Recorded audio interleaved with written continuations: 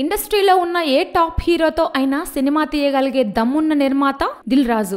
ఇంచుమించు బడా హీరోలందరితోనూ సినిమాలు చేసిన దిల్ రాజుకు ఓ కొరత ఉండిపోయింది. అదే పవన్ కళ్యాణ్తో సినిమా. పవన్ సినిమాల్ని నైజాంలో పంపిణీ చేసి భారీ లాభాలను మూటగట్టుకునే దిల్ రాజు ఎప్పటికైనా పవన్తో ఓ సినిమా చేయాలని కంకణం కట్టుకున్నాడు.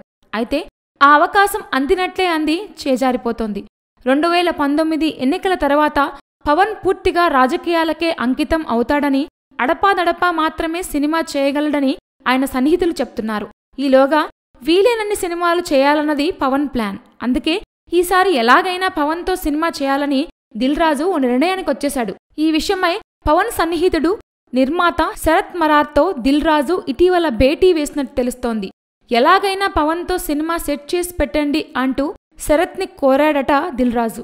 కావాలంటే ఆ సినిమాని పవన్ కళ్యాణ్ క్రియేటివ్ వర్క్స్తో కలిపి చేయడానికి సైతం తాను సిద్ధంగా ఉన్నానని ఆఫర్ ఇచ్చాడట.